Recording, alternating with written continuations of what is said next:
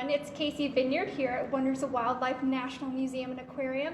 I hope everyone is well, and thank you so much for joining us as we launch our newest mission in the at-home conservation mission, Conservation Presidents.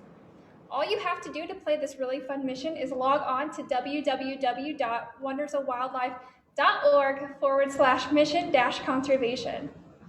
That will bring you to the Mission Conservation website. So on that website, I'm going to direct you down to get the app. Hit download, and that's going to take you to download the Agents of Discovery app, which is the AR platform in which you play this really fun game.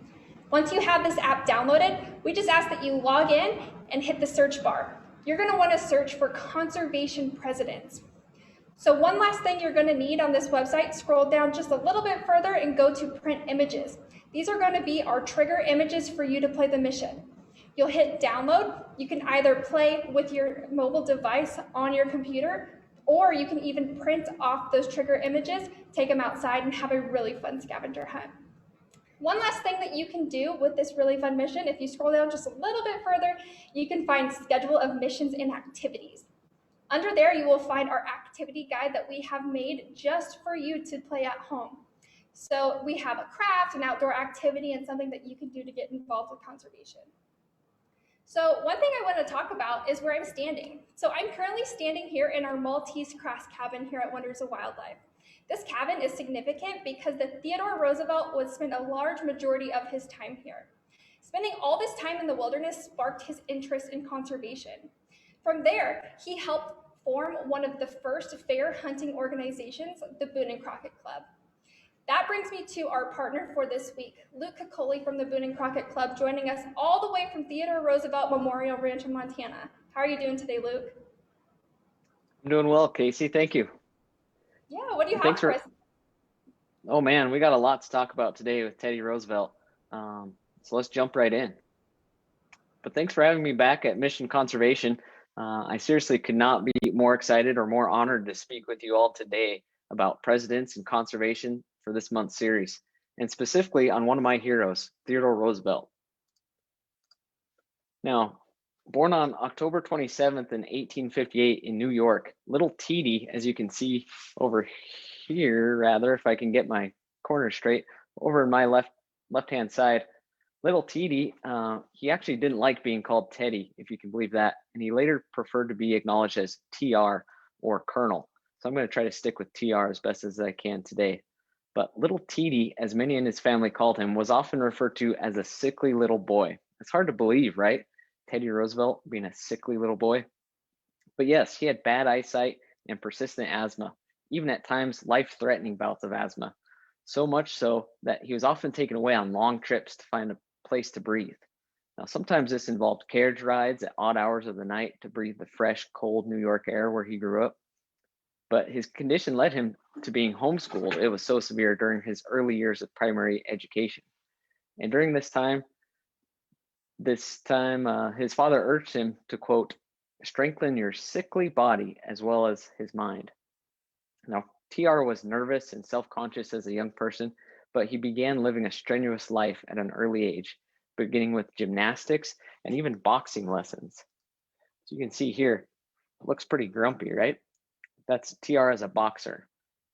Now, this was all to strengthen his body and especially his lungs. And he was also known to row, wrestle, and ride horses for exercise. He also spent copious amounts of time outdoors, exploring the natural world that surrounded him, and took to a particular interest in birds. So much so that he was specifically talented in taxidermy by the age of 14. Now, check out this taxidermy bird here. This probably wasn't one that Teddy himself was able to taxidermy, as this one isn't found in New York. But if anyone can identify this bird species and put that in our comments, we'll send you a special bird prize package. TR was a college of graduate from Harvard, where he studied German, natural history, forensics, and composition. And he later went on to Columbia Law School and became the youngest member to serve the New York State Assembly as a representative from New York City. TR was a prolific reader. He loved to read books. Here he is right where Casey is, the Maltese cabin, reading a book with his little terrier puppy. Some call TR the writing champ of all US presidents for having penned some 35 books and many essays and short stories. Other historians say he actually made more money selling his books than he did in any of his governmental offices. So if you guys like keeping a diary or journal or writing, I urge you to strongly do so. In October of 1913, for example, that month alone, he turned out 4 books. I've got one book here, which was published in 1885 called Hunting Trips of a Ranchman. It's one of my favorite. Historians estimate that TR read, can you guess it, 20,000 books in his lifetime. It's amazing just how much TR did and how much time he was able to find to read despite doing all these great things. Now, reading was an important thing for TR because he had a great admiration for fearless men who could hold their own in the world, and he had a great desire to be like them. Many people say TR had an exuberant personality. Just look at that smile alone. And it's hard to believe much of this didn't come from the books he read, perhaps the dime store westerns he had been reading while growing up in his early years. But many people who knew TR would describe him as a whirling dervish of a man, a Tasmanian devil of excitement and energy. He was undoubtedly an action man. He was a doer. In his mind, it was all about getting it done. Don't go around it, go over it. Hit every challenge head on. He was the man in the arena, as one of his quotes goes on to say. For this reason, he was always in a hurry, and he liked being the center of any project he involved himself in. Now, TR once said, "If I am anything, I am an American, from the crown of my head to the soles of my feet." He was a patriot and committed to his civil duties within every single capacity he served. He believed that officers belonged to the people and should be filled only to meet the needs of public service.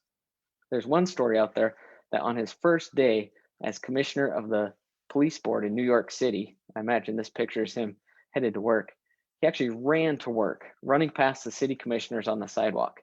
He ran all the way up the stairs to his office and couldn't wait to begin his new job. So hopefully this kind of provides some examples of just how much of an action man TR really was. TR ended up marrying his college sweetheart, Alice Hathaway Lee, in 1880. And in February of 1884, on February 12th, actually, they had a baby girl together, named her Baby Lee. Now, this Baby Lee had the same birthday as Abe Lincoln, which was a big thing for TR. He was a big fan of Abraham Lincoln. We'll talk a little bit more about that later. But 2 days after Baby Lee's birth, on Valentine's Day, February 14th, the story kind of turns for the worst. TR's mother died that day of typhoid in the morning, and Alice, his wife, died from a kidney disease that they didn't know she had that same afternoon. So it's a very dark time for TR. TR, however, said, "Darkness can't catch you if you keep moving." And this made a busy man even busier. So out west he went. He'd already been out west a couple times and established himself in the Dakota Territory, but out west he went again and exercised out his grief by the strenuous work he engaged himself in. He landed in what's now known as Medora, North Dakota, then just referred to as the Dakota Territory, where he hunted, ranched, he built corrals and bunkhouses and enjoyed the Western lifestyle. While hunting and ranching out west, however, he saw the plight of wildlife unfold right before his eyes. He hunted buffalo out west, and over time he was very disappointed, basically, about how little game there was. This was all occurring between 1883 and 1887, and a large part of it was what we've talked about before on Agents of Discovery, railroads bringing market hunters and transient sportsmen who took advantage of the riches of abundant natural resources by poaching and killing for profit and leaving much game, minerals, and all resources to waste. So he returned to New York City in 1887 with a burning desire to take action, to correct the abuse he had witnessed. He had the knowledge and motivation, not to mention all the right friends and all the right places to right these kind of misdeeds and really foster the idea of a sportsman-led conservancy. So on December 7th of 1887, this group became known as the Boone and Crockett Club, named after 2 famous outdoorsmen who understood game and trail, Daniel Boone and Davy Crockett. So TR was not only a rancher and hunter, but also a writer and publisher. He went on to be mayor of New York City, served on the Civil Service Commission. He was a commissioner of the New York City Police Board, like we mentioned, assistant secretary of the Navy under President McKinley, which he then left post to serve in the Spanish-American War, leading the Rough Riders, where you can see right behind me. This is where he served as leading the Rough Riders on his horse. He came back to serve as governor of New York and served as the vice president, actually, for William McKinley before McKinley's assassination made TR the nation's 26th president in 1901. Not only was he a newly elected president, but TR is actually our nation's youngest president. He was only 42 years old at his time of appointment. Many people think John F. Kennedy is actually the youngest president, and he was by one term as the elected president. So TR filled in due to an assassination, but John F. Kennedy was our youngest elected president. And if you watch the most recent presidential inauguration, Joe Biden, our current president, is our oldest at age 78. But TR, as a president, have some very important factors involved. So he was the first president since Abe Lincoln, again, to not be in his adulthood at the time of the Civil War. So this was basically passing the torch on to a new generation, almost like today's millennials, so to speak. TR was a very modern person to be filling this role in a very progressive time. The US was growing quickly. Industrialization, big business was creating mega trusts and monopolies. Vitality and uprise and progress was on the up and up. So there's this optimism that the public welcomed for this very charismatic, eager, fast-moving man. So TR was basically just the man for the job. And everybody was trying to stay ahead of the pace of change, both in commercial and big business, but also in wildlife and natural resources. A lot was changing. So first things first, when Teddy moved into the White House, he began this Tedification. He's known to have created one of the largest remodels of the White House ever seen, bringing it all together in a true sportsman-like fashion with taxidermy mounts, hides, and furs. You can see this kind of silly cartoon behind me of Teddy Tedifying 1600 Pennsylvania Avenue into just the place TR wanted it to be. And for this reason, and for many others, TR often said that nobody or no family has enjoyed the White House as much as he and his family. They truly made it their own home. So at this point, TR had remarried. He had 5 more kids, plus baby Lee, and he's known to always have been a kid at heart, loving the outdoors all through his life. He and his family loved animals and had somewhere around 14 different species of animals just in their White House years alone, including a badger. They even had a badger living in the White House with them. So one good story about these critters they had romping through the White House was that Quentin, one of TR's sons, the chief mischief maker, as he was known, was roller skating through the White House one day while TR was actually having a meeting with the Attorney General, and he's got 3 snakes in his hand. And these aren't actual snakes, but these are garter snake skins, rather. But you can imagine somebody roller skating through the White House, interrupting one of TR's meetings with 3 snakes in his hand, and busted into the room. TR stopped Quentin and he said, "Wow, that is very, very neat, Quentin. This is very exciting, but how about you go over two rooms down the hallway and show those snakes to the congressman while I finish up this meeting." There are a couple of congressmen waiting just down the hallway to meet with TR about another meeting. But TR loved animals, he loved kids, and so did his family. So another thing you hear a lot when talking about TR is his bully pulpit.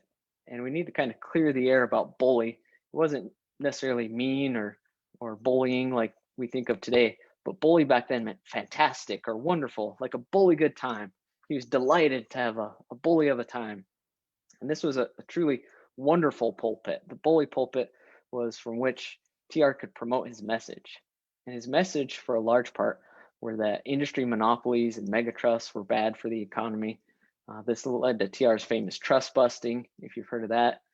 And it was the first time a president named a domestic policy agenda where he policed and regulated the private sector and stood up and defined government's role in business. He stood up for industry workers and common people Not to mention, he stood up for wildlife and wild places. He truly gave wildlife a voice in politics. So the name of his political agenda was the Square Deal. Here's a quote from TR that sums this up very nicely. But basically, the Square Deal was meant for an insistence for truth and honesty, which he held himself accountable for as himself, as a politician, as well as a father, leader, and hunter. One of his example of this is, remember the ranch he bought in the Dakotas? He disregarded a receipt for his payment of $14,000 of the Elkhorn Ranch purchased because he trusted the agreement made. He said, the worth of a promise consists purely in the way in which the performance squares with it. He wanted to be fair to everyone, not dependent on race, socioeconomic status, occupation, or class. TR was fair to everyone. But if you asked for more than you deserved, he did not honor that. If you took more than you deserved or poached, he did not appreciate that at all either. He stood by anyone that was decent and prohibited anything not decent and good and, well, quite frankly, square. But TR always toed the line. He did everything within his means that he legally could as president. Back then, there wasn't much saying what a president could, or more specifically, could not do. Again, he entered the arena in full force. So in my mind, conservation is seen as a square deal. Its definition alone, wise, prudent use without waste, exudes decency and rightness. TR had ideas ahead of his time for hunting seasons, laws, regulations, land reserves, and a shared, sustainable, multi-use philosophy. A truly square deal for wildlife and wild places. Now, TR was a big-time hunter, and one of his most famous hunting stories tells of conservation. It was in 1902 when TR was invited by the Mississippi state governor to join a bear hunt. And contrary to the rest of the hunters, TR got skunked for 3 days, no bears. The guides were eager to help and tracked down a ragged black bear with their dogs, ended up clubbing it over the head and tied it to a tree for TR to dispatch. They put in word for TR to come to the tree, and TR showed up, and he was in total disbelief. His personal and hunting ethic was violated to the utmost core, and he refused to shoot it. Well, in November of that year, 1902, a cartoonist published this cartoon right here of TR refusing to shoot this poor little black bear. Now, TR was known as the big game hunter president of the US, and refusing to shoot a black bear was a big deal. So it went viral. Well, as viral as the early 1900s could be. But soon thereafter, a New York toy maker sewed up Teddy's bear. The public loved it, and millions were sold, and millions are still sold today. That's the story of the teddy bear. TR himself said that if he would have shot this bear, he wouldn't have been able to look his boys in the eyes ever again. And he said to the toy maker, when the toy maker asked for his permission to use his name, "I don't know what my name means to the bear business, but you are welcome to use it." Can you guys imagine not having teddy bears? Or can you imagine not having bears in general? Again, conservation, Boone and Crockett, and Teddy Roosevelt are what happened to save a lot of our big game species in North America. So if you want to hear more about that, remember to tune in to last month's video with us, where we talked about the North American model of wildlife conservation. Now, TR and his cabinet, as well as the Boone and Crockett Club, knew they needed more than just individual hunters' ethics and game laws to rebound what natural resources had already been lost. So their first order of business was to set aside appropriate habitat for wildlife to thrive and recover from poaching and unwise land use. This all actually started back in 1891 with what was called the Timberland Reserve Bill, which created our country's first ever national forest. Next was the Yellowstone Protection Act in 1894, which ended poaching and all hunting in Yellowstone National Park. That was actually pushed through by hunters and sportsmen, knowing that they couldn't ever hunt in the park, but that it would also allow for those species and game to recover. The Flathead Forest Reserve came next, which was later to be renamed Glacier National Park, which is just north of us, about an hour here at the Theodore Roosevelt Memorial Ranch. That came to be in 1896. The Lacey Act of 1900 ended market hunting and the sale of illegally taken game and their parts. The first fish and game regulations in 1902, the National Wildlife Refuge System in 1903, all of these things occurring during TR's presidential time in office from 1901 to 1909. And then work still continued on with the Migratory Bird Act in 1913. So all in all, TR was very instrumental in assembling expert agencies led by trained professionals built not just for the day, but to stand the test of time, because tomorrow is what weighed heaviest on TR's mind. He understood the value of economic development, but also had sincere appreciation for aesthetic and biological preservation. So the message here was and still is, sportsmen, no matter what they wear, like TR in his full buckskin, sportsmen are America's #1 conservationists. So here's the kind of quick and dirty facts from TR.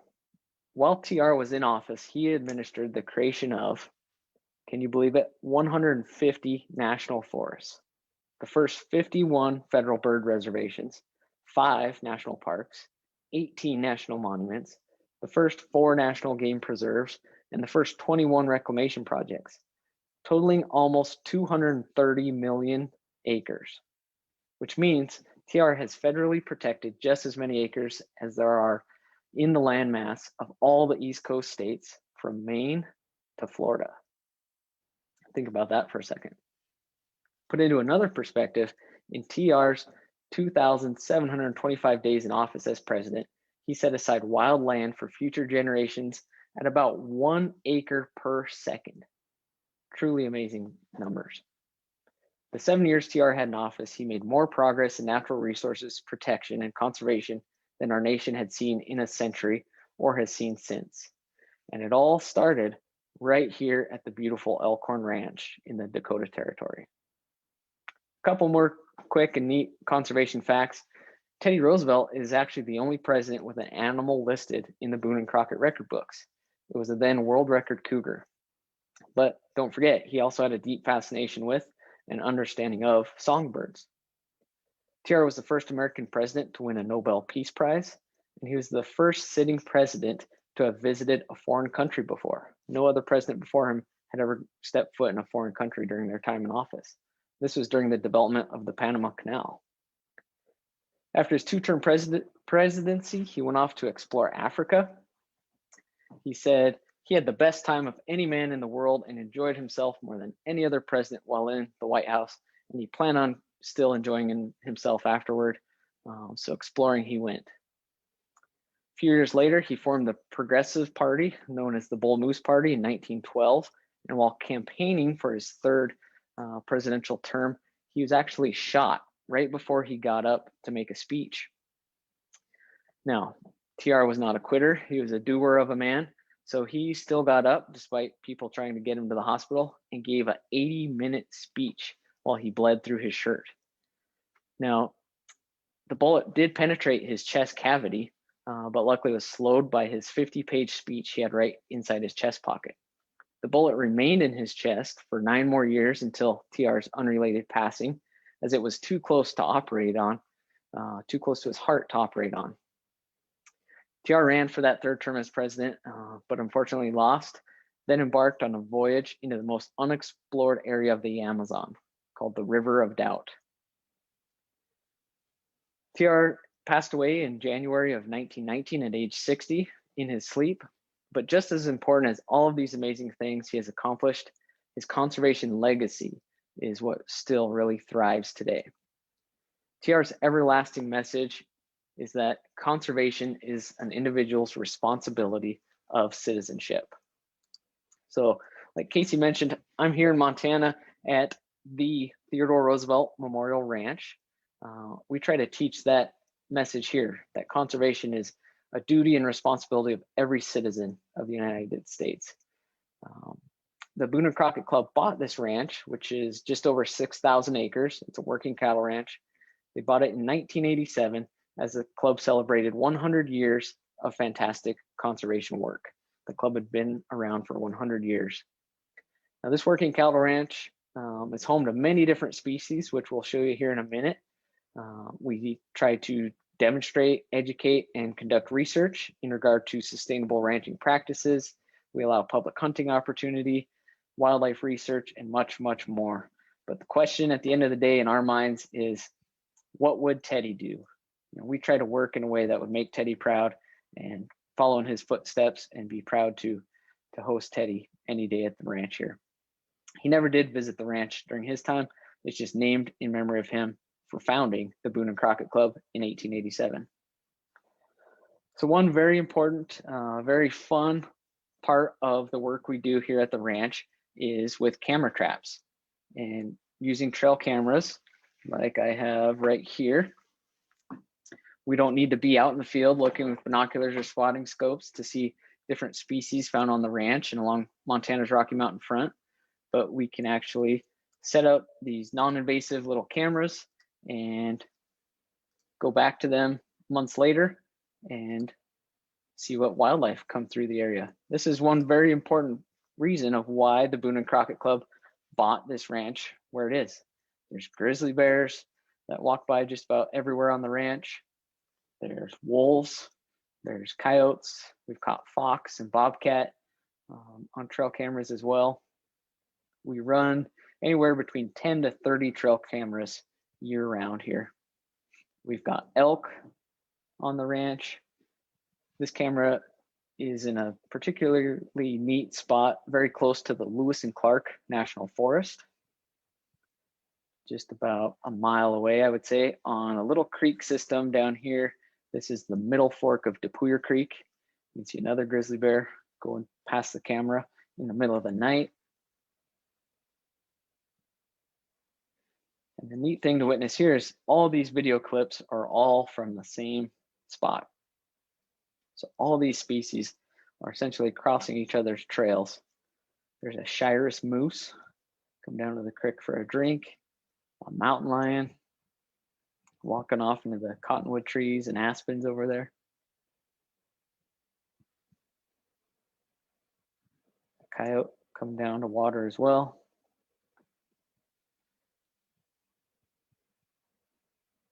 And even whitetail mule deer.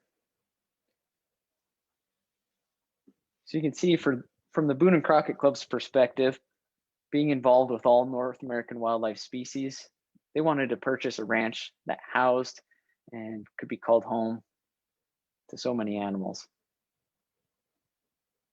Luckily, TR, the Boone and Crockett Club, all the other past presidents who have done such significant work for wildlife conservation have made images like this a possibility. So Casey, that's all I've got. I know I took a lot of time today, but I'll kick it back over to you.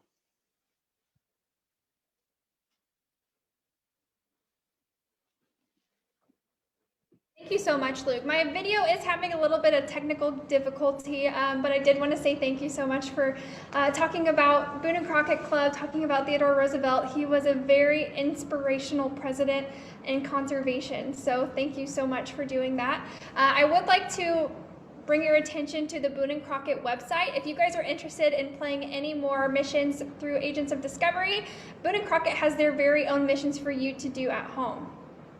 So that is all the time that we have for today. I would like to end today off with a quote from Teddy Roosevelt himself.